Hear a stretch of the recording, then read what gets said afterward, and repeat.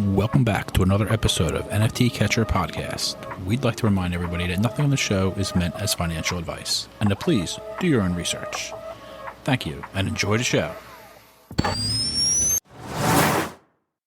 Welcome to the Ghost Coffee Podcast, where I, MUMBOT, will be speaking with guests who I find inspirational or who have some valuable experience and insights to share with other creators like myself.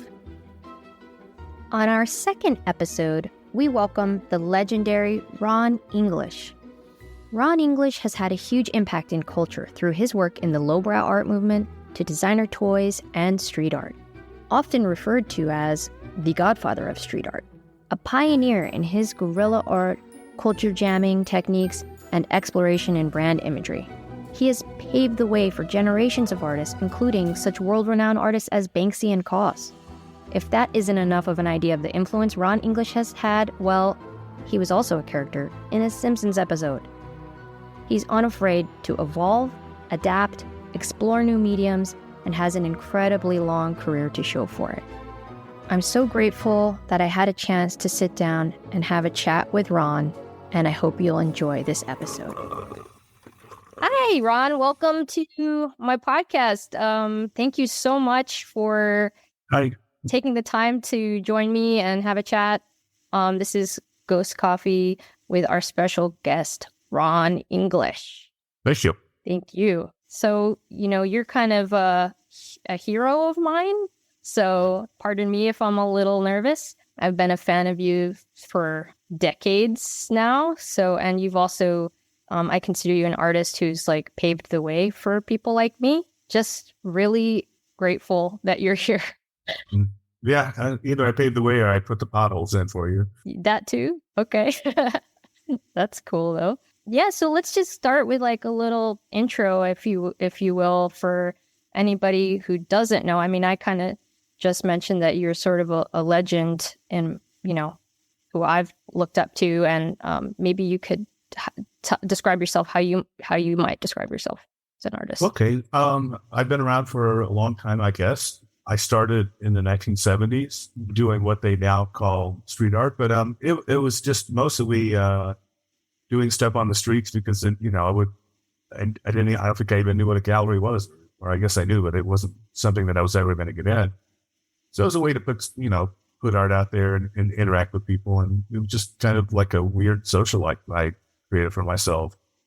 And it wasn't until years later that I met other people that did billboards, or that the term culture jamming kind of came to cover like what I was doing. So yeah, I mean, I'm from a small town. I didn't know anything, and I just started doing stuff. Super cool. Yeah, I've seen like your early billboards that you used to alter, and just for context, in case if anybody doesn't know who's listening, you were one of the earliest people to ever do that. And there are people who started doing that much later, like people like Kaws and other people who were doing things like that, taking advertisements and playing with them. And you're kind of they call you the godfather of street art. And there's a reason for that. You were one of the earliest people to ever do something like this. Like no one had seen that before. It's not when street art became a thing. And then as more academics and stuff got involved, I think they were trying to figure out, I think they wanted to figure out who was doing what first. And also I think it helped, that I was still alive and I was still active. So, yeah. So you get to talk to me. Totally. Yeah, I just, not to jump ahead or anything, but like I have some things I just want to say like about, similar to like an artist who just passed away, Frank Kozik, who this is like very, this is my first episode since he passed, and that was pretty brutal to just hear. It's just really sad news. So, but like Frank, I feel like you're one of those, the OG artists who you're just not afraid to explore new mediums and get into things like technology. Like you jumped right into NFTs and Web3, and we're doing really cool things there. But you also have gone from like street art to fine art to toys, like in the 3D realm. So, and also video. I've seen you do some film and stuff like that. So I don't know if you want to talk about that, or like any of your favorite mediums, or. Well, I could talk about Frank for a second. We were both in Austin at the same time. I've always, all these years, I've always thought he was older than me. Evidently, he was 61. But no, when we were in Austin, he was already, like in my eyes, he was already famous. Him and Guy Juke, and there was one other guy that kind of did the poster art, and everybody knew who he was. I curated a show, and he would be in it. And weirdly, I've known him. Then he ran the record label, and but like in Austin, he knew who I was because I repainted all the billboards in town while he was doing all the poster stuff. And then later, I knew him when he did Man's Run, and but we really didn't be that close till only a few years ago. And I think it was just because at some point, we're the last two guys left. You know what I mean? Like Guy Juke, all those guys, I don't know what they do now. They're all gone. And he survived.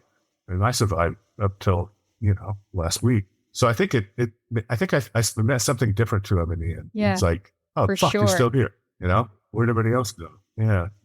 And he was, he lasted so long because he changed. And I kind of did the same thing. And, I got into something different when one thing quit working. But I mean, he was hugely successful as having a record label. And then I think when Napster happened or whatever happened that ended that industry, at that point, he went to toys. And before the record label, he was doing the posters in Austin. Like I said, he was, we considered him very famous.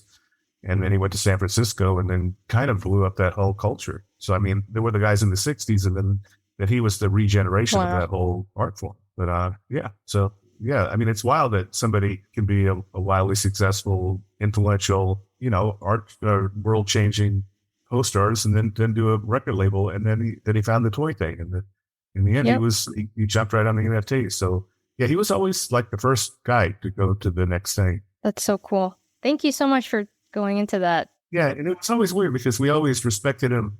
Well, here's the weird thing with artists, like you never want to tell an artist, it's like, I respect that you're such a good business person. Oh, because they think that's an insult. Because maybe you're insulting or saying you're not that good of an artist, or I've encountered that. But I think so many of us aren't good at business that if somebody really, has that acumen, we really do admire that. It's a very difficult profession. You're making something that there is no demand for, and you have to create it, and then you also create the demand. He was actually someone who, I've talked about this a little bit before, but he was kind of a mentor. I mean, I know he was a mentor for many, many other artists, and just gave advice and tips for free, and he gave such good tips, and everything from setting up your LLC to, how you make sure to look out for yourself with contracts and stuff, and don't be loosey-goosey about it. I mean, because it affects you at the end. And just things that, like you said, I don't think, I love that we're talking about this. I feel like this will add a lot of value for any creative people who are listening, just owning that if you have a business and you look at it it's okay to look at it like a business. I mean, I understand that there are maybe some negative connotations to I don't know what I don't want to be. Yeah, but there shouldn't be. Yeah, I agree. I don't think you should. And also you don't get to have a long career if you don't treat it like a business. There's nothing wrong with caring. But I think maybe because he didn't have kids or something, but I think that was something later in life that he took upon it himself to nurture other artists. And a lot of artists really won't help you or won't tell you anything. Like a good friend of mine who's a famous street artist. Oh. I said, where do you get your stickers made? And he wouldn't tell me. Because what if you order too many stickers and then I try to order stickers and they're too backed up with your stickers? So I'm not going to tell you where, and that's the way most artists have treated me, but Frank was a bit different, where he would just say, no, this is what I do. And this is how many of these toys I make. And this is how I distribute them. And he would just answer whatever question you asked him. And that was a very rare thing, and it's too bad that, more people weren't like that, because it's, yeah, the art world's big enough for all of us. I agree. You don't have to be so in competition. on board with this conversation right now. It's such a good example. And for you who's someone like you who's had such a long, sustainable career, it's super inspiring. And I think for you to say that means the world to a lot of people, just to understand, if you can go this long and you can recognize that, there's enough room for all of us. I mean, that's amazing.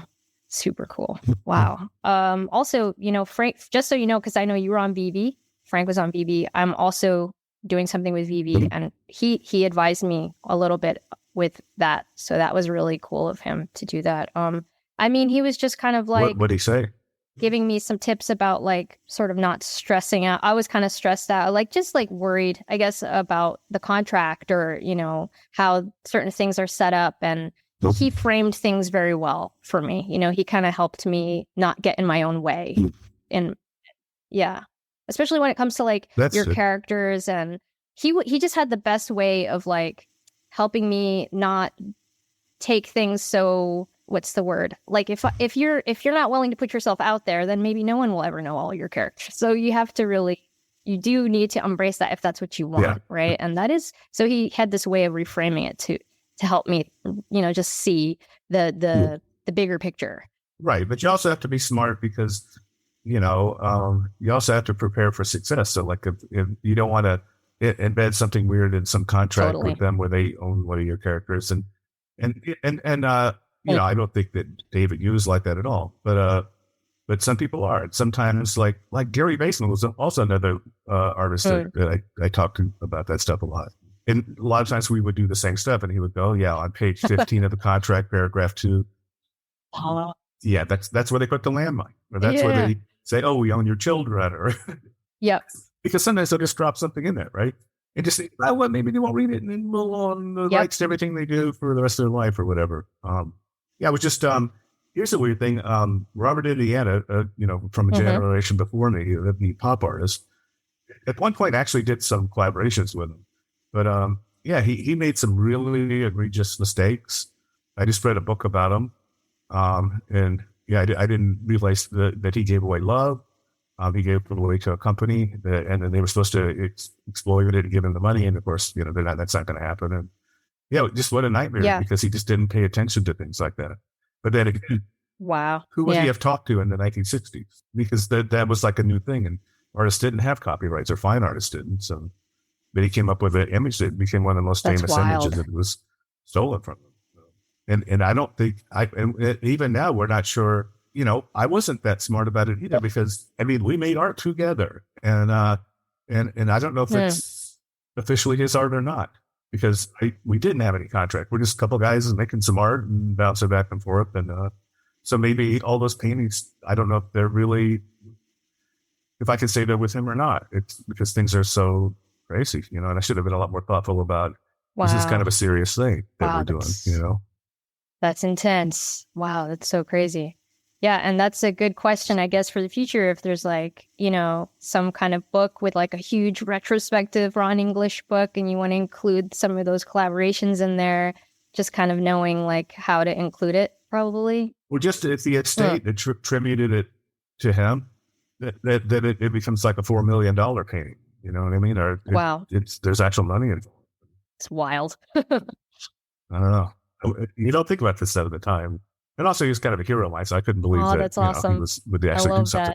Super cool. That kind of brings me to just talking a little bit about one of the cool things about blockchain, right? It's like having that ledger with the provenance and that's forever. And, you know, obviously, like one of the big pluses, which probably was very cool to an artist who's been around for a long time is the royalties. That was really nice, even though things are kind of shifting all the time in this world. You know, I just think that you're always doing so many cool things that are new. Are you also incorporating like AR or like you know, any other elements to what you're doing, like to elevate the experience? When AR first hit, I was doing a drop for Crocs, and it was called Area 54. So it's kind of like Studio 54 mixed with Area 51. It turned out nobody had that brand, so we copyrighted the whole thing, and so that's a whole nother project we're working on. But as part of it, I did like alien cards that we distributed. That was kind of like a little add-on to the Crocs project, the Alien Crocs project, and I thought, yeah, this would be a good time for me to, you know, play around with. So they were kind of half created AR, and then we would create the other half in Photoshop, where I'd build little sets and put sets into it. And I really wanted them to be made by a computer because they're aliens, and I thought that would be a perfect opportunity to do that. But Usually I try to embrace like whatever's new, you I know. know. You're not going to stop it. I mean, I'm kind of excited. Like, I don't know. It's like I used to be obsessed with the Bible and I read like very, like Greek and old translations. And yeah, and it was very interesting because that, maybe it was 200 years into the religion before there was a virgin birth. So you can see them change things. And no, because Jesus was who he was because he was related to David through Joseph. So, but then the Romans, when they kind of took over the religion, they thought maybe he needed to be half God or something, or to make more sense to them. But I could take all those old, early pre-translation texts, and then I could put them through a translation program, and then I could take all my writing for the last 60 years, and I could input that, and then I could say rewrite the whole Bible in my language. So now I have my own translation. So it's not King James where he made it. He kind of already did this, but he used hundreds of writers to do it. But I could do it like all by myself, and I could have the English translation of the Bible, in my vernacular, and also with my political beliefs and social beliefs and stuff embedded into it. And then my weird poetry, the way I write and stuff would all be kind of part with of AI, it. So right? You're talking about with AI technology. Cool. Yeah, that sounds very interesting. Yeah, and we have a band called the Rabbits with 3 Bs. I mean, we could take all of our stems and remix everything like hip hop, or do remixes like in 1 second. Super interesting. That's interesting. Yeah, like just before I talked to you, I was like I'll write 4 more verses to John Lennon's Imagine, and then it did it. And they weren't that good, but it made me sit down and think, well, that I don't like what they did, and then I did my own. That pushed me to do that, and then I said, well, write a dystopian Imagine. And then again, it spit out a bunch of stuff, and I didn't use anything that it spit out, but somehow it stoked me to make something on my own. Like it kind of got me fired up. Like when you go have coffee with really funny people in the morning, and then your humor's at another level for the rest of the day. So I find AI is a good kind of sparring partner. Actually, not to bring up Frank again, but one of the last times I spoke to Frank, we were on a panel about AI with some other artists, and it was kind of fun to chat with everybody about, just like their perspectives, and how people are kind of like afraid to, not Frank, of course, but like some people are afraid to work with AI for different reasons. But like, it's really fun for me right now. I'm working with this artist who I've been collaborating with for a couple of years, and he's a 3D generalist. He knows how to use like pretty much every software of 3D program, and he can, he's like super advanced with code as well. So he's doing these things with me where like I have this robot character, and we're utilizing AI we're like training a model that would interact with you like as a player in this indie game that we're working on, and it would like be trained by me. So it also was we were able to input the lore and everything in there, and it's very exciting. And that's just another example of like something that normally I wouldn't be able to do. I don't know how to code, and it's just like there's that, and then there's like all of these other cool new things that I'm looking at where you're just basically taking your own IP and you're elevating it through the capabilities of this new technology. I mean, there's a lot to explore. I haven't even begun to like scratch the surface. Yeah. And I'm sure you thought about, all those things before, but thinking the labor that it would take to create a character that you could, go into like a digital environment, and that it could answer questions like all day long, and they would all be, based on the philosophies of that character. So it would seem like you're really having a conversation with them. But what it would have took like 2 years ago to create that kind of character, or create that kind of situation, would have been overwhelming and expensive. But now it's a lot closer to happening. But I'm the same way. It's like I would like all my characters be embedded with all their philosophies to the point where that you can talk to them and have conversations with them and try to trip them up, and they'll keep rolling with you, And check out character.ai, I think, is one of the programs. Like, again, my friend Cyrus, he already kind of helped me set it up, but I was having conversations with my character. It was so cool, Ron. You're going to freak out. You're going to freak out. It's going to be... I'm glad we don't take the acid anymore. I mean, it's all very exciting and a lot of things we thought, but like in my lifetime, when we were little kids, we would go to see King Kong versus Godzilla, and it was, two Japanese guys, in suits, and they were very clumsy suits, and it looked like they were having a great time, like rolling around on little handmade buildings that, we thought it has to be better, and it did. Whatever we thought we wanted it to be, it came true, and now it's coming true even on a bigger scale, But I could see where especially young artists like you would be a lot more scared, because it's like, if I had to, I could retire. I don't want to, and I don't have any intention of doing that. But I don't know. It seems like a lot scarier. I actually want to talk to you about that, just since you brought it up. You've impacted culture. Like, that's something that's like, a goal for some artists. Like, they hope that they could have a legacy that they left behind, and that you've already done so much that it's recognizable, like, decades worth of recognizable characters and art and work. And, you just set that up like for so long. I just wonder sometimes, like, that's cool that you just basically said that you're not planning to stop anytime soon. That's so amazing. Do you have any, like, I don't know, do you have any tips for artists, especially with, like with the quick changing, this world changing so quickly? I mean, I think that you could probably help anybody who might be wondering, like, how do they forge this kind of path that you have? I mean, I know there's no quick, easy answer. It's all going to be grinding, like, just going to be continuing to put out the work. But if you have any tips on... Well, I think that what we talked about before is embracing everything is better than rejecting it. The only person I think that's going to benefit from rejecting everything is Molly Crabapple.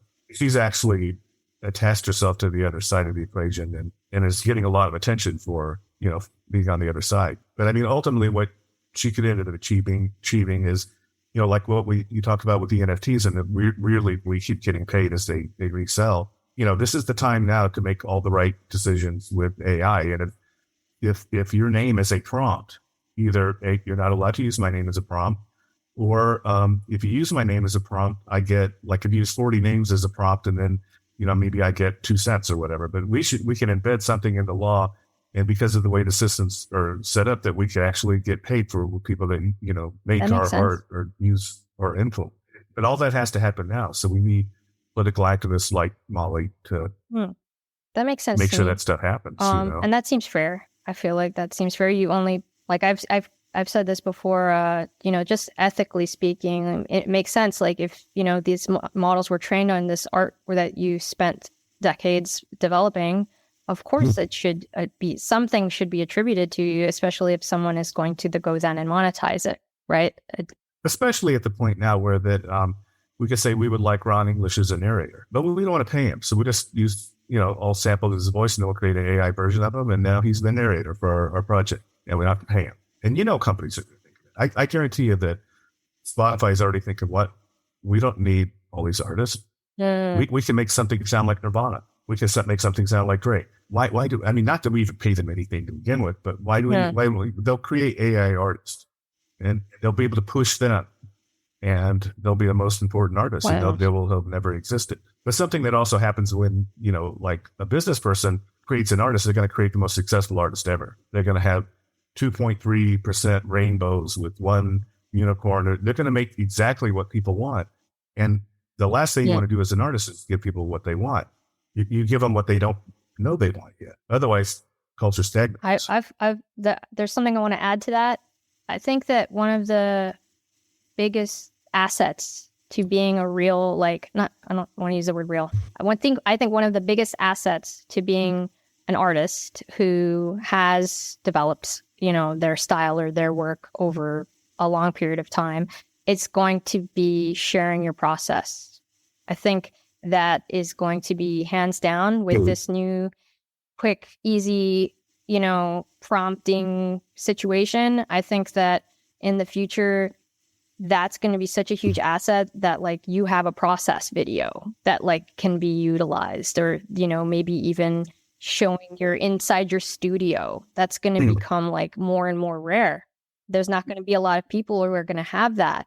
They're going to not. Well, a lot of people show how they do their AI stuff, and I don't know. It's pretty intense. The people that are really good at it are cropping things and putting things together, and they're using multiple programs, and it seems rather difficult, like what they're doing. A whole folder bookmark. But I mean, I don't see like, I probably won't change my process that much, and I think people kind of know how I make the paintings. I make the sets and the models and stuff, and I don't know. It's not cost effective. I mean, like a business person would think you're crazy, Like sometimes people ask me like, well, how much do you think, how many hours do you put in on a painting, And it's like, well, I don't know, and I don't want to know, because if I really put a punch card next to the painting, or punched in and punched out, and I punched in and out when I created all the prep work for it, I'd find out I'm making $1.70 an hour, and I'd be depressed. But it's really important for me to be what it is, and more than that I get a proper amount of money for. Well, so. I personally, I value your ability to actually really paint for real, and your ability to draw, and so when I was a teenager, I've told you this before, but I was a fan already from, I just seen you in magazines like Juxtapose and whatnot. But when I moved to New York, I had been living with my aunt and uncle, and my cousin had just bought one of your original paintings. It was the Marilyn with Mickey Mouse boobs. And I'm sorry if I don't know the actual name of that piece, but I just was like blown away. It affected me deeply. It was it was like the subject of it, like the pop culture mishmash, but also just like the richness of it. And it wasn't big. It was like a smaller piece, but it was like just so amazing, your skill. So like, I was, just like, oh my God, this is like the best thing I've ever seen. And to see it in person, it like affected me differently. So that was awesome. Yeah, that's the thing. I don't know. I don't think AI could make my paintings, but it was kind of interesting, because I went to one of my last shows, and I was just sort of thinking, what can AI do anything? And they couldn't, because it can't actually, it can't make original things. It can only like take what's already been made and recombine it. But it is kind of interesting. But I paint with using layers. It's like a very old technique, and I don't know. Maybe if AI actually can't figure out to do what I do, then I might have to come up with something new that it didn't seem like it could do, or something. Yeah, there's definitely going to be innovation that's human times AI. It's already happening, right? So yeah, but in the early '80s, my art there was a movement, and I think I was making the art long before I ever understood what the movement was, but I kind of got to be a part of this movement, which I actually helped shoot. But it was called Fabricated to be Photographed. So basically, you just took a photo, and then if you wanted to be crazy, it all had to happen in front of the camera. So it's kind of like a little bit like Dogma and film, the Dogma movement. But so like I would repaint the whole room with reverse perspective, and then I would take my grandmother, and then I would draw it to a piece of cardboard, but photorealistically, and then I would bend the cardboard, and then I make her hand like super long and lay it across the table. Then I make her head really huge on the other side of the room, and then I have somebody reaching across a shelf, and then like coming in front of her face, and then somebody else sitting behind her, and you could not figure out how the fuck I did it. It was, but that's what that was, and that was a lot of the fun of it. Is well, how could this possibly exist? But you also knew that I wasn't playing with the darkening tricks, But at some point, after Photoshop and the art, it had less meaning, because people aren't going to know that you staged all that in front of the camera. They're going to think you did it some other way, and so a lot of the magic dissipated from that body of work. And then I switched to painting. But I've definitely changed my practice, because I got overwhelmed by kind of technology. And technology took away something from the way you looked at the work. It was the same work, but it made you see it differently, and I didn't like that, so I switched to something else. That's really interesting. It's weird, because I went to Barcelona for the first time in my life, and I was just there like a couple weeks ago, and when I saw the Gaudi Casabatlo, I thought to myself, oh, this is like Mhm. AI, but a real person. Like it was like that came in my mind, and I thought, oh man, like someday that's what people are just going to assume it's all just AI came up with. But AI was trained Right. by Yeah. learning all of these things that humans came up with, right? Yes. And it's only scratched the surface. So like with Michelangelo, it's like with David. I mean, it was actually supposed to be on top of a building, and that's why it looks kind of oddly distorted. But that came out of from a reductive method of sculpture, right out of a piece of marble. So I mean, you can't make a single mistake. And also the weird distortion in it. It's because he wanted it. It was going to be on top of a building, so in his mind, he could not only pull this sculpture out of this piece of marble, Wow, yeah. he could give it this distortion, so that when you looked at it, where it was actually supposed to be viewed on top of the building, it foreshortened and created a more ominous effect. So, but I mean, that's My brain can't do that. Yeah. my brain can't do that. That's wild. Yeah, so you realize that every now and then somebody comes along that's just got like some superpowered Totally. brain, but then all that knowledge will get absorbed into the system, and that we'll all be able to have his brain very soon. Wow. That's so interesting. Thanks for sharing that. What was that body of work called that you were talking about, where you set up the... Well, the movement was called Fabricated to be Photographed. I don't think that I had a particular name for what I did, but I think somebody's coming tomorrow that Bill Daniels, who I had my very first art show with, and so he wants to help me go back through all that old material and put out a coffee table book. So I think that'd be kind of interesting, because also I'm a person that, I mean, I know all I care about is what I'm doing like right now. And if I made like a 50-foot painting last week and it's finished, and now I'm just doing a little doodle in a book, I'm way more interested in the little doodle in the book than the giant painting I did last week. And I've always been that way, but I've left behind a lot of art. And I think it'd really be fun to see all the crazy stuff that I was doing back then. And definitely, because the weird thing about being an artist is, like, if you ask somebody who's Andy Warhol, they'll go, "Oh yeah, he's the guy that made the soup can." Well, who's Ron English? It's like, "Oh yeah, he's the guy that made Ronald McDonald fat." Did he do anything else? It's like, I don't think so. You know what I mean? It's like you've made almost close to 500,000 pieces of art in your life, and then people know once. So, but that's the nature of being an artist. I want to just touch on that, because you have done like a lot of really cool stuff with how you messed with brand imagery, and there's so many artists who do that now, right? Like there's a lot of artists who do that now, and that's kind of their thing, and it's kind of become a whole movement actually. But a lot of people do that with the Simpsons characters, because nostalgia and the impact of that on culture. You were in the Simpsons. Well, when I started doing the fake ads and all that stuff, a weird thing that happens when you're an artist is, you come up with a thing and you do it, and that's your thing. And then it doesn't occur to you that other people will do it. You know what I mean? I guess this is not, or at least it wasn't part of my thought process. Is like, wow, the reaction to doing this is a lot of people. Yeah. Well, I didn't really think about that. But in the beginning of the 80s, when I was very first in the art world, the big thing was appropriation art. And it was the questioning of, like the big buzzword was in-game art. Like, I want to make a piece of art that there's nowhere, you can't grow another branch off this art. This is the end of art.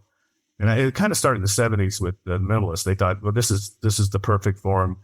There's no way to improve upon it or be more reductive with it. But then later it became like Sherry Levine, where she got a book of Walker Evans and she took pictures of the pictures, and then she presented the pictures of the pictures as her pictures, and or like Mike Bidlow, like who repainted Picasso's. And it's the idea was that the content, the Picasso looks exactly like the Picasso, but the context around it is different. So it's a different painting because it was made for different reasons, and that the context that an artwork is created is informs what the art is. And so you can't really make the Picasso again because he made it in a certain environment. It's the first time somebody did something like that. And the second time, the reasoning behind doing it is completely different. So like when I first came in, that was kind of a thing. So I kind of like, I was obsessed with the idea of creating something and then putting it into culture, and then having it become big enough in culture that if I reappropriate it back, that made sense as part of that appropriations logic. It's like complete the circle, but something like that takes a long time to get something really out there that Yeah. you can reappropriate back into your work. But I don't know. I mean, I think then appropriation, I think the weird underpinnings, intellectual underpinnings kind of dissipated and it just sort of became a practice, you know? But here's the weird thing that like, it's like our world's always been very, you know, dogmatic about the way they approach things and very small. And so, but it's like all the most successful artists I know went against the prevailing didactic of the time. So like when Cause came out, that now he never should have happened because when I was brought up in art, like the lowest thing you could do, the worst thing that you could do, the thing that you just should never do is make fan art. And boy, you know, like every now and then, you know, you would be in art school and somebody would make a worshipful picture of Jimi Hendrix or some artist they love. And man, they would get yelled at. And it's like, no, no.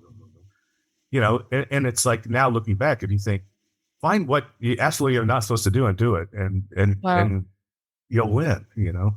But yeah, whoever ruled the art world, they're gone and they've lost their power. And then new people come in and they want to do something and then they can do it and be successful at it. Wow. But I mean, I don't think, you know, what the art world that Chuck Close walked into, I mean, he shouldn't have existed, you know? I mean, his stuff was kind of kitschy and, but I think it was just so good or he was such a strong personality or something, but he got in, you know, and he got accepted and the art world had to kind of change to allow somebody like him to be in there. But he, you know, the prevailing thought patterns at the time was like, no, that is not art. That is absolutely not art. You know, we're going minimal. We're not doing representation. Yeah. That's terrible, you know. But I don't know. It's like there's always some artist that comes and just does exactly what they're not supposed to do. Yep.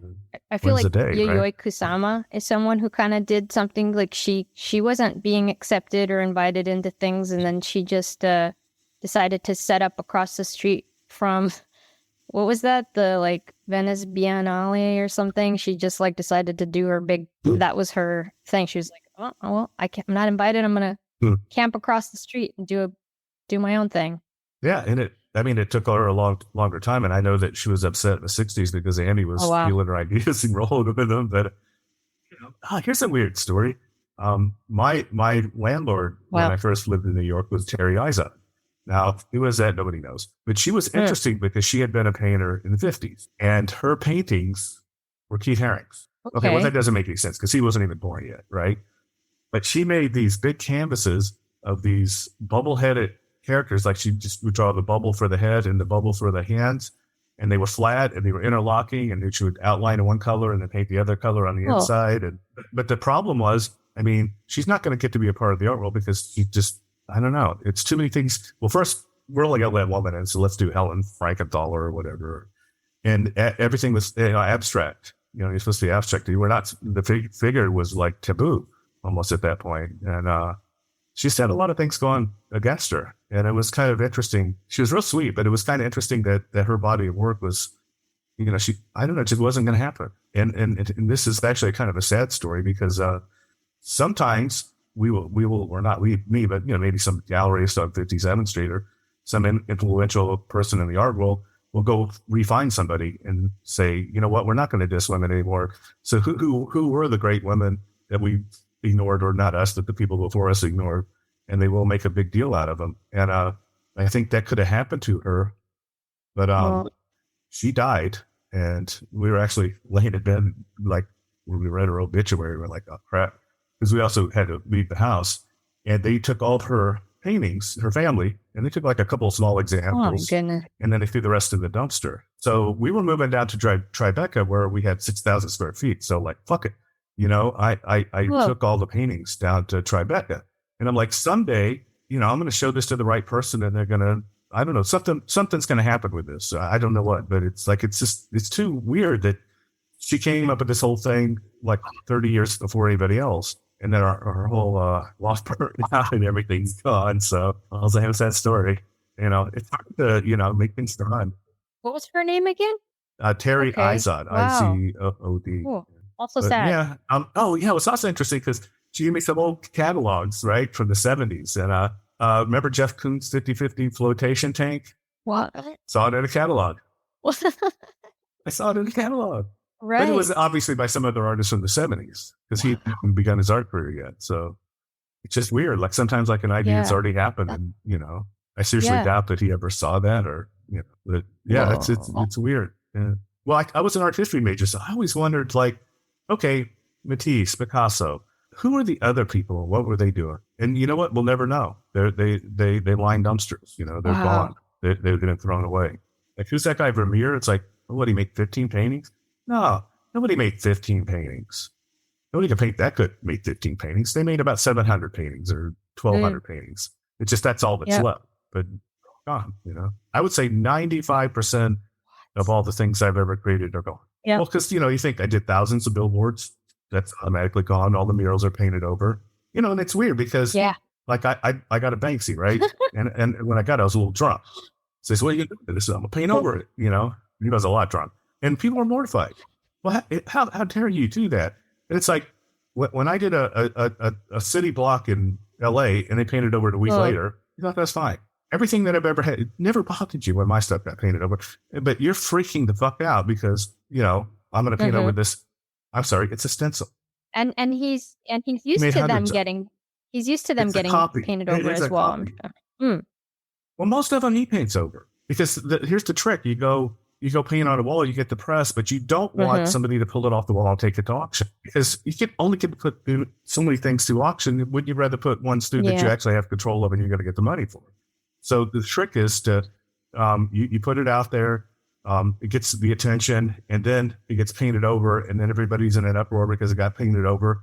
Well, your guys painted over it. So they painted over, so A, it doesn't exist, so it doesn't compete with you at auction. Maybe you get a little extra round of publicity. So, but it's all crazy. Like sometimes, here's the thing. Like, I show somebody a painting, and I go, like, this is a guy do like in East Village. And, I don't think he was ever that interested in painting. Matter of fact, he's down in North Carolina, and he has 3 Kinkos, and I think he liked being on the scene. He seemed to drink a lot, but yes, this is painting. And I'm like, oh fuck, no wait, I showed you the wrong painting. That's a painting by Picasso, and that's Picasso's last painting. And he made that painting, and you know what he said about that painting? He says, I wish somehow I could go back and destroy every painting that I ever made in my life, and this is the only representation of me because all those paintings, they were just about getting to this one place. That's the same painting it was 5 seconds ago when the Kinko's guy made it. But it seems more interesting now. Do you know what I mean? And I don't know if people know they do that or not. It's okay to paint over all my paintings, but it's not okay to paint over what is essentially a copy of another artist. Like, are people even thinking? I mean, I've done that a couple times. Once I had a famous artist and all his assistants in a show together and him. And then people came to the show and they said, well, which one's the famous artist? And I said, well, it's that one. And everybody gathered around and said, oh my God, it's so much better than his assistants. It's like, I can see why he's the famous one. And then I'm looking at my sheet going, oh, I'm sorry. It's this one. This one's the famous guy. And then they all ran over to the famous one and go, yeah, now I can see why this one's way better. And they're like, did you even realize what she just did? And they were clueless, They didn't even understand they had just done that, Because it's like back to like bid low and the appropriation. It's not just the painting, but it's everything that goes on around the painting. Interesting. It's like the experience. It's like, or just the story that goes with the painting. I agree with that.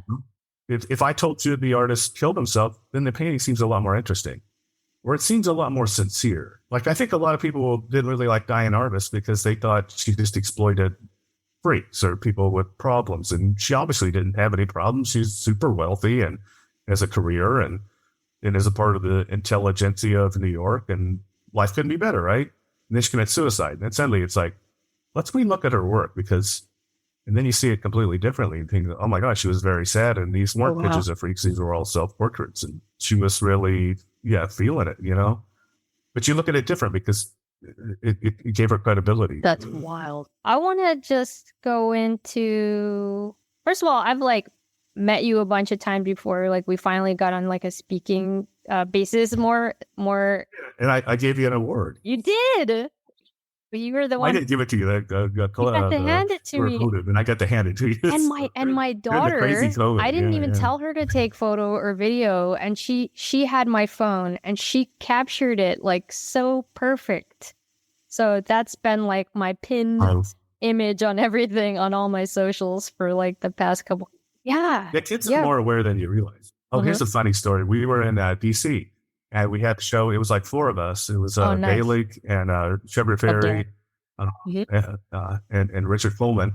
It was like when the whole street art thing was new. And it was at the Museum of Contemporary Art. There was a huge courtyard. It was just completely packed with people. And I stood up on like a bench thing so I could kind of look over the crowd. And then the crowd was partying. And it was partying, but there was no reason it was partying. And I was just thinking, that's weird. The crowd just keeps partying. And then the part comes closer and closer to me until finally it emerges. And then my little daughter, who's like, about 6 years old then, she was too short. They were getting out of her way as she came. She just went with the little camera and just took a picture and turned around, went like back through the crowd. That's so cute. That's such a cool story. Yeah. But she used to shoot like all the shows, but then you say, oh, let me see the pictures you took of the show. And it would be of like a drain pipe or, it's like there's none of the people, there's none of the art. It's just weird things she found at the gallery. How funny. That's super cool. And we let her have art shows because it was kind of funny. Like she was like, I let her, she stretched some canvases so she could do her show. And she goes, am I younger than you when you stretch your first canvas?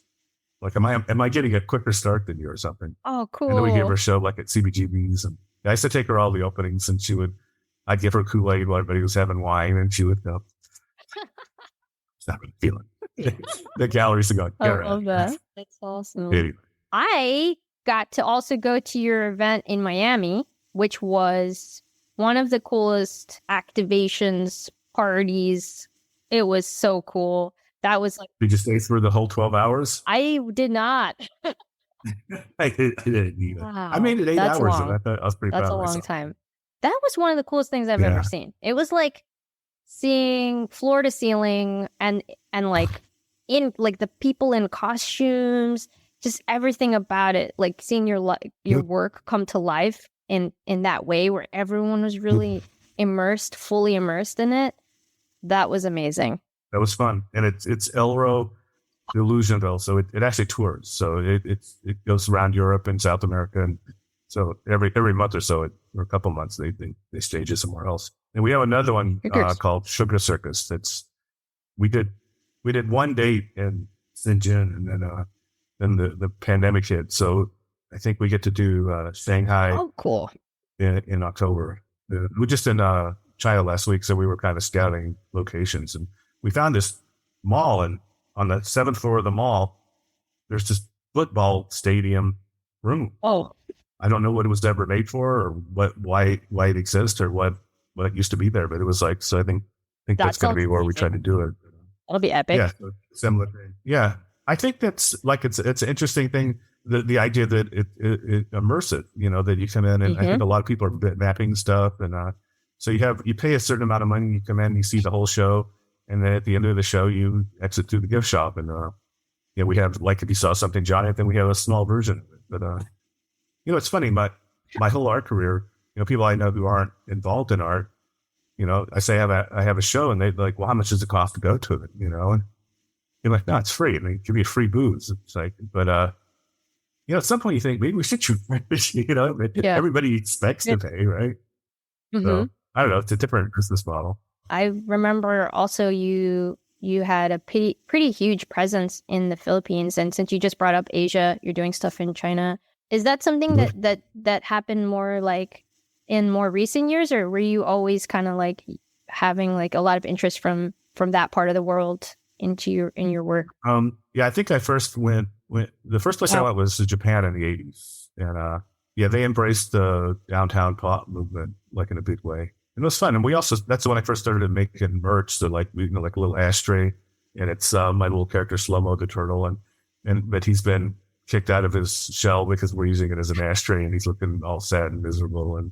But yeah, we got to make a lot of crazy products, and I don't know, but it seems like it gets, every time we go tour there, I we was get to be a little bit bigger. that PH ToyCon 2019 show, and you're like, that was a giant expo hall, and you had the whole half. It was all you. It was wild. It was like there was a stage. There was like the huge propaganda section and booth, and that was amazing. I was there with like a group of 20 international artists. You know, we all had like little booths in this one section nearby, and that was my first time also like you know, just ever getting to be like brought to a show like as a guest, you know. But I mean, it seems like you probably everything gets a little bigger every time, right? Yeah, for sure. For like the first place I showed in New York, it's like the first gallery to let me even show. They said you can show in the bathroom. what? You know, so like, okay, ooh, I'm in the bathroom. I'm in New York City and East Village, in the bathroom. Amazing. No, it's funny, but we used to travel like even like when I went on my honeymoon. I didn't get married till I was 30. Half the honeymoon we had a hotel, the other half we slept in the bushes or in the train station. And before that, I never had a hotel. You know, I would travel around and there's a weird thing. You go in the bushes and with a sleeping bag and they can't see you. You know, in the morning you pop out of the bushes, everybody goes, that's weird. No, you bring it like a good trick is bring a pillowcase and a towel, because you always need a towel, right? Because you look anywhere to take a bath. And but then when you sleep, like in the train station or in the bushes or something, you don't want to carry a pillow around you, because you want to carry as little stuff as possible. But if you have a pillowcase, you stuff your clothes and your towel in there. Now you have a pillow. And pillows these are wonderful these are things. good tips that I probably won't ever use at this stage in my life, but maybe someone. Yeah. Well, back then, and I don't know if it's like that now, but it like in Europe, you could hitchhike everywhere. It was part of their culture that they picked you up. I mean, we kept hitchhiking even in the United States till it got weird in the 80s. Until I got a car. But yeah, I think at some point it was. At some you weren't point really supposed to be hitchhiking anymore. It got dicey at some point. It could get pretty weird. Because it kind of goes both ways. Like if everybody's saying don't pick up hitchhikers, then the only people that's got to pick up hitchhikers are crazy people, right? So yeah, but in Europe it was kind of part of their tradition. Like all the kids would take off the summer and they would hitchhike around, and you would pick them up, and you would make a sign, and so they kind of knew where you were going, and we'd all just line up. And but the last time we did it, it was me and a quite beautiful woman, which sometimes if all else fails, it's like they will pick up a beautiful woman, or that back in the day they would. There were no cell phones, or there would just there was no way. Actually the same woman, like I lost her in Italy. Like we were going to go spend a week in Italy, and first we were hanging out, and then we were staying at like some big hostel, right? And they separate the men and the women, so there were about, I think there might have been 80 bunk beds in the room I was in. So there's like a lot of people in this big room, and then she was up on the women's side. And first we were kind of hanging out, and then I said, well, I like drawing in the streets. I really want to draw some stuff on the streets, And she goes, that's boring. I don't want to do that. Yeah. And I said, well, you know what? We want to do different stuff. We're leaving on Saturday. Let's just just go do our separate things for the week. And then, at the end, we'll meet on Saturday and go to Zurich, where we're going next. And so it was kind of fun. I was drawing the streets, and then some weird people picked me up, and we went to some monastery out in the country and did fun stuff. And then, finally it's, Saturday rolls around, and they actually come and beat your bed. So it's like, they don't let you sleep right there. I mean, they come with a big stick and beat you. Make sure you get up and get out. And so, like, I went down, to the hall downstairs, and so I know they make you come out at 9, and so it's 9. She didn't come out. It's 10. She didn't come out. It's 11. She didn't come out. It's noon. She didn't come out. But I know that they don't let anybody stay there. So I thought, wow, I don't know what to do. So I thought, well, she knows we're going to Zurich, and we have an address of some people in Zurich. So just leave it with her. So I guess I'll just no.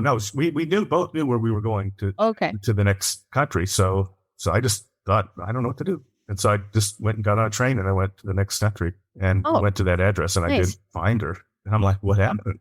And she goes, I overslept, and I said, yeah, but they beat everybody, and she goes, I think I was so curled up in the covers they didn't notice me. So if I would have waited like another half hour, she would have came downstairs. Anyway, and it was weird. It's like you realize, well, how do you deal with that?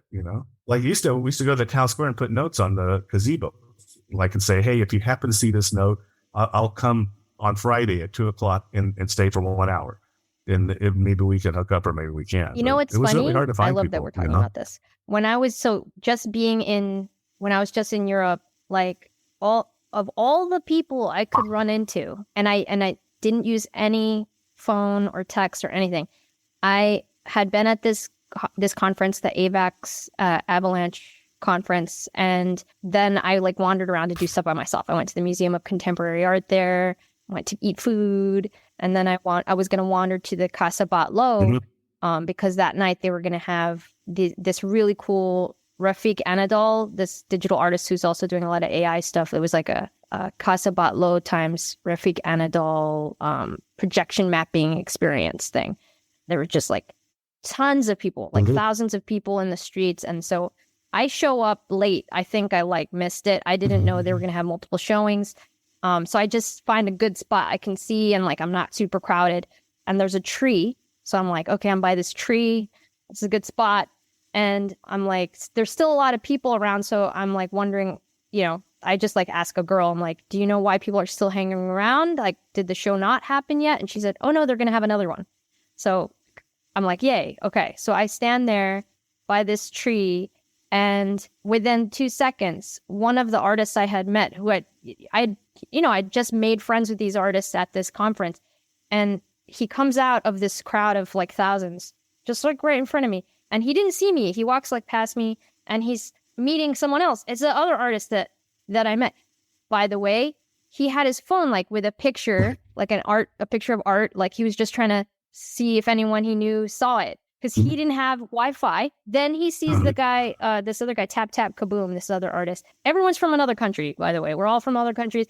He's like, hi. And then this guy's like, hi. And then I'm like, hi. And then they're like, and we were all, the craziest part, none of us had texted or said we were going to be there. And then after the show was like 15 minutes long, I think.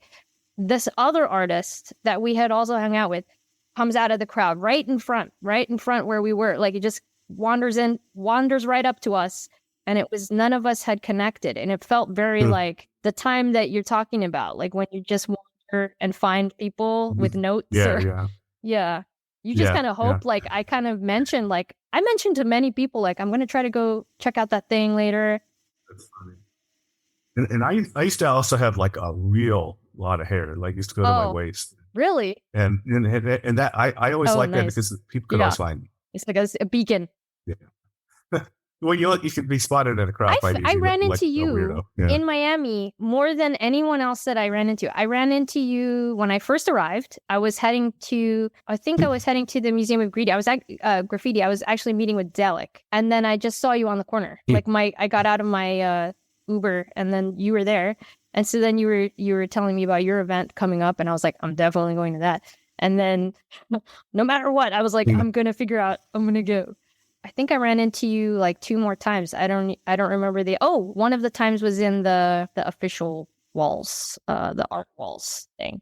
And then one more time I ran in, 1 or 2 more times. I obviously saw you at your event, and then I ran into you at one more thing. I can't remember what the 4th thing was. But yeah, so sheesh, I feel like I could talk to you forever. I don't want to take up too much more of your time. I definitely had other things I wanted to ask you about, but it's been fun to just chat and kind of like hear your stories. Yeah. Oh, so you have a show coming up. We should talk about that. Saturday. Yeah. No, I'm joking. It's like, I tell everybody it'll probably be my last New York show. And but people go, oh, no, you're going to make more shows. But, I was trying to say, well, do the math. Like I'm 64, right? So if it takes like 2 years to make a show, well, then I do one next in LA and I'll do one in London. And I'll do one in Dallas. Then I'll do one in Paris. Then you start realizing it's this could be it. Yeah. Because do the math. It's like if you do Tokyo and all these different places and it takes you this long to make each show, this is probably I don't want to think that. Anyway. Yeah, but you know what I mean. It's like, it doesn't mean you're dead. It just means that that you can only do so many like solo New York shows. So anyway, it's going to make me, who knows? I'm really sad because I want to be at your show and I'm speaking that same day at VCon. Otherwise, I would totally come to your show. At VCon, at DCon? Gary V's conference, the friends conference. Yeah. Oh, really? So, wow. Yeah. Oh, right. You guys are friends, right? He had a figure of yours actually in his office for like the longest time. It was the red Star Wars character with the grin. Yeah. Oh, yeah. So you must have went to the compound. I think that was a compound thing. Oh, cool. Yeah, no, New York's going to be insane. The big art fair. I mean, so much stuff is going on. Just Saturday though, or I just know there's a million things going on Saturday. So how about your show though? good Is your time to be in show New going York. for longer or just? Yeah, it stays up for a month. Oh, so I'll go check it out on another day. Yeah, you can bring Gary. That'd be cool. I've never met him, but this is weird. I had a cousin that he kind of became estranged from the family, but when we were kids, we got along, and his name was also Gary, and he was that same personality type, and he was so funny and so charismatic growing up, and so anyway, I always thought that God, it's the same personality type, same. Yeah, and he also ended up being a very famous motivational speaker, and Wow. did quite well. But, anyway, I don't know that for some reason Gary Vee always reminded me of my cousin Gary Williams. I wanted to ask you about the Lady Lips figure because I heard you're gonna. Is that a spoiler? Should I not mention? No, I think that it'll be there. Yeah. Okay, that has a really cool story. That piece, and it's kind of a mixing of mediums too, right? It's sort of because it comes from originally a painting of yours, so that was the original form. Right. Well, the story behind that was actually Jason Flom. I used to buy a lot of my art, and then he had me do all the art for Lava. Then he said, "Oh, you want to go see the Rolling Stones?" So he let us go backstage and stuff. And then I said, "Wow, that was cool. I would like to do something for them." And he goes, "Well, they may never put out another. Who knows? I don't know, they're old guys." But he goes, Mick really likes people to do tricky stuff with the lips, And I said, "Oh, okay. Well, I don't really have any idea, but I didn't have an idea." And I went home and I didn't have an idea, and I didn't have an idea because sometimes I don't know. It's like they come when they come, right? And it finally came, and it hit me. And it was I was actually at a party, and I was like, "I got it. It's two women. It looks like two women." And these two women sit next to me. I was like, "Come to my studio tomorrow. We're gonna make. I'm gonna pose you like the Rolling Stones lips." And so we did that, and I made the piece, and then I called up Jason Flom, and he's like, "Oh, well, yeah, I'm not with the record company anymore, and neither is Mick, and I don't have his number anymore. So, but nice painting." But sometimes it's weird. I sold a lot of iterations of that painting, and if I had got to Mick and they used it, then he probably wouldn't have made a very favorable deal with me. So I probably made a lot more money keeping it mine. And it's an awesome anyway, that's the story of piece. And yeah, I always equated being a visual artist to being it's very similar to being a band, and you need to have some hits to survive as a band. You have to have some radio hits, and so I got lucky that with that, and with Marilyn, with Mickey, and with MC Supersize, that every now and then I get something that kind of breaks through the culture and gets big, and you've had a lot of hits. Keeps me going. Yeah, but I mean, it's weird. I think it helps for sure. Super cool. Just one more. Do you have anything coming up? Like, do you have any new VV drops or? Yeah, I have the See More Evil, Speak More Evil, and Hear More Evil, Monkeys coming up, and I have other stuff queued up. But is it secret or? No. It's been difficult. Yeah, we were working on a jukebox. Ooh. So I made this jukebox, and then the idea is, I have a band, the Rabbits, with 3 Bs. That we would release records, and that if you completed the whole record, then you would get like this weird music box. And so I created the music box, and obviously we have the music. And so the guys building the jukebox so that you could put the records in it and play them, you buy the 45s. They were in the Ukraine. So that affected things. It was kind of cool because I called up David. I says, we have to do something. And he goes, "You know what? That hit close to home because I was working with those guys, and now either they're dead or they're fighting, but they ain't working anymore." And so I said, "Why don't you do a benefit?" And so I made like 2 objects, and I assumed that he was going to go to Disney and everybody that he worked with and get everybody to help. I think he ended up just using me, but we made $1 million for the Red Cross in 0.2 of 1 second. That's amazing. So that was cool. Yeah, and all those kids, those VV kids, they're collectors and flippers, and I thought, well, now you're a political activist. Now, when you watch the TV and you see the Red Cross helping somebody, you don't have to ask how they could afford to do that. And what they're doing is they're pulling women and children out and taking care of them because they've just lost everything, and absolutely it means everything. So that was really cool. We got to do that. But yeah, I have about a couple full-length comic books Nice. in his queue and a few other things. So I don't know. I don't know what's going to happen. I don't think he thought it was going to be that huge. David? I mean, he was here pitching it to me. I think he was actually the last person to come and sit at our table before the pandemic. Wow. The pandemic was already happening. Yeah. David mentioned to me that he came to your house. When I spoke to him, he told me that he got to visit your studio and stuff. Yeah, but I think at that point he didn't understand how huge it was going to be. So, and he had been pitching at people that were just like looking at him with glass eyes, like, or cross-eyed, like, we don't know what you're talking about, kid. You know, yeah, and it blew up. And it's going to be interesting because it's going to be like everything else. Most of them are going to be gone. And I have a lot of faith that I think he's the one that's going to survive just because he made licensing deals. And if they're building, you know, the metaverse or whatever we want to call it, but it's a collective space where, you know, we can share our toys or share our spaces with each other and do more and more stuff. So, yeah, I think you should be very happy that you're with him. I mean, I'm super excited to be working with Vivi, and the community has been pretty amazing so far. Like everyone I've been interacting with. Yeah. Well, they're great. And, you know, I think that most of them, like, I think when I first did stuff with them, I don't think most of them ever knew who I was. Yep. Because they weren't into Marvel. They were like mainstream kids, you know? And a lot of them it was like, it's cool.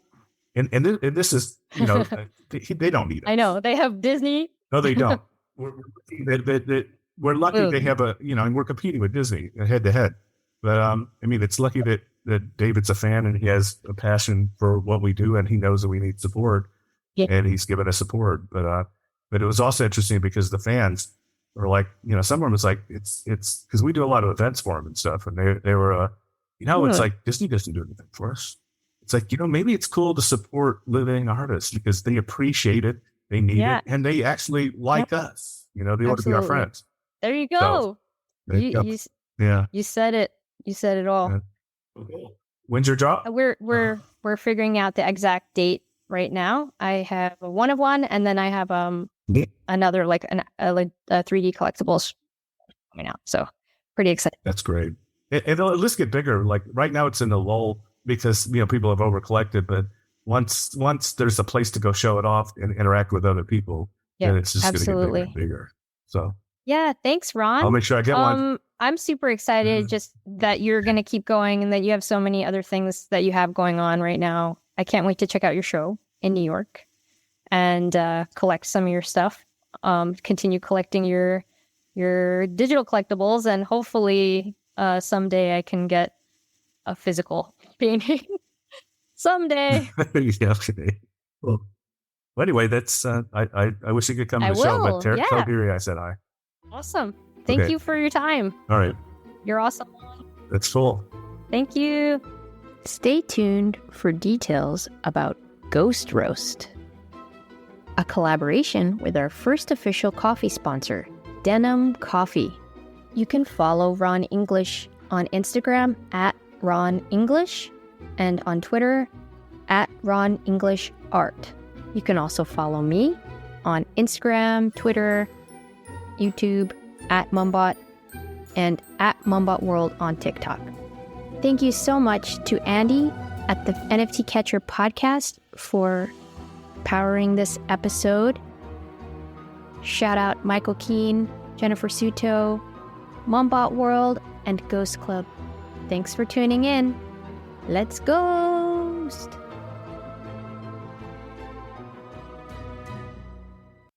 Thank you for tuning in to the NFT Catcher podcast. We hope you enjoyed today's episode and learned something new about the exciting world of NFTs. If you enjoyed today's episode, please take a moment to subscribe to our podcast on Apple, Spotify, or wherever you listen to your podcasts. And if you really love what you're hearing, please leave us a rating and review on your favorite platform.